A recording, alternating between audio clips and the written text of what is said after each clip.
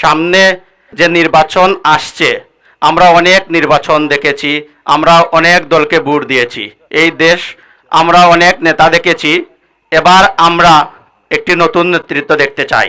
আমরা আপনাদের সাথে একটা প্রতীককে পরিচয় করিয়ে দিয়েছি।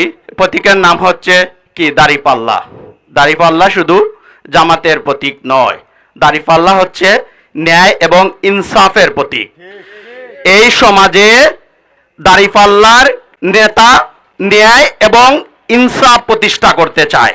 এত বৎসর ৭১-এর পর থেকে যাহারা ক্ষমতায় এসেছেন তাহারা কেউ ন্যায় এবং ইনসাফ প্রতিষ্ঠা করতে পারেননি, তারা সবাই ব্যর্থ হয়েছেন। তার প্রমাণ আমার পূর্ববর্তী বক্তা বলে গিয়েছেন, চায়না এবং আমাদের ইকোনমিক এক সমান ছিল। আজ চায়না পৃথিবীর সুপার পাওয়ার, আর আমরা কোথায় আছি? আপনাদের এটা ভাবতে হবে। এবার সময় এসেছে পরিবর্তনের।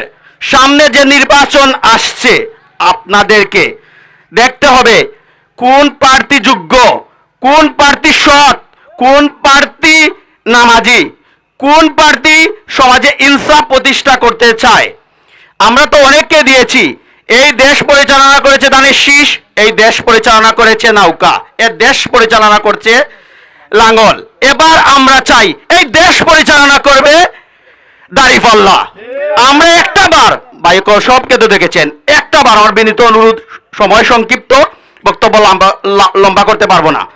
আমরা সামনে নির্বাচনে শ্রদ্ধেয় অধ্যক্ষ আব্দুল হান্নান সাহেবকে দাঁড়িপাল্লা মার্কায় ভোট দেব।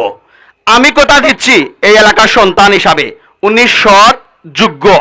উনি যদি পাস করেন, আপনার যার যা অধিকার আছে ইনশাআল্লাহ উনি আপনাদের তা প্রেরণ করবেন। কোনো সুজন বিধি হবে না, কারণ জামাতি ইসলামী সমাজের ন্যায় এবং ইনসাফের জন্য সংগ্রাম করছে।